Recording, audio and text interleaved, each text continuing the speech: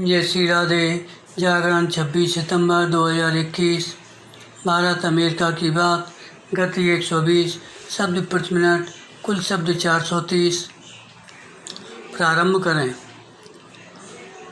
भारतीय प्रधानमंत्री नरेंद्र मोदी और अमेरिकी राष्ट्रपति जो बाइडेन के बीच हुई बातचीत के बाद जारी संयुक्त बयान भारत की उम्मीदों के अनुरूप ही है। इस बातचीत में अन्य अनेक मुद्दों के साथ अंतर्राष्ट्रीय सुरक्षा, कोविड महामारी और आतंकवाद पर भी चर्चा हुई।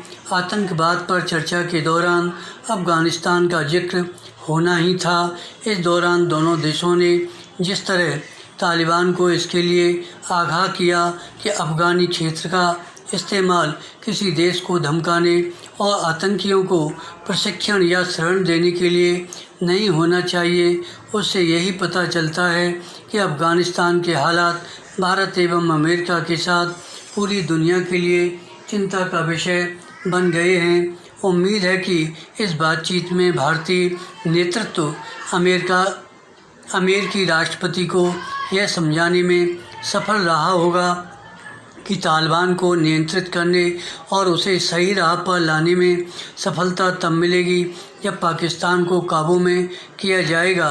हालांकि अमेरिकी प्रशासन अफगानिस्तान में पाकिस्तान की भूमिका को समझने के साथ यह जान रहा है कि उसने तालिबान की हर संभव तरीके से सहायता की है, लेकिन बड़ा सवाल यही है, क्या वह इस्लामाबाद के खिलाफ ठोस कार्रवाई करेगा। यह सवाल इसलिए उठ रहा है क्योंकि अमेरिका इस तरह की बातें पहले भी कह चुका है कि पाकिस्तान आतंकी समूहों पर लगाम लगाए और 26/11 हमले की साजिश रचने वालों को दंडित करे।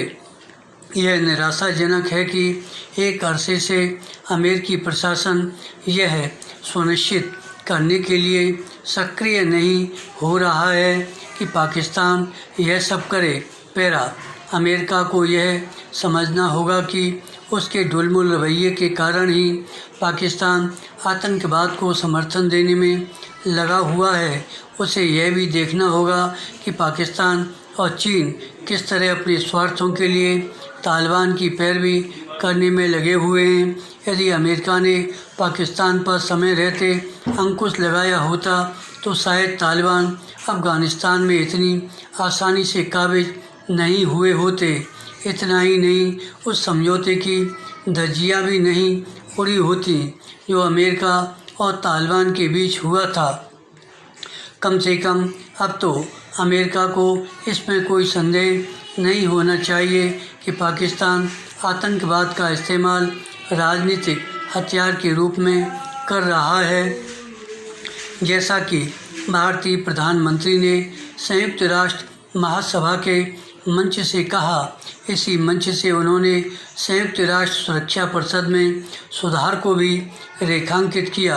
यह ठीक है कि अमेरिका ने संयुक्त राष्ट्र सुरक्षा परिषद में भारत की स्थायी सदस्यता के दावे के प्रति अपना समर्थन दोहराया, लेकिन इसकी अनदेखी नहीं की जा सकती कि उसकी ओर से इस दिशा में जैसी पहल की जानी चाहिए वह होती नहीं दिखती। धन्यवाद।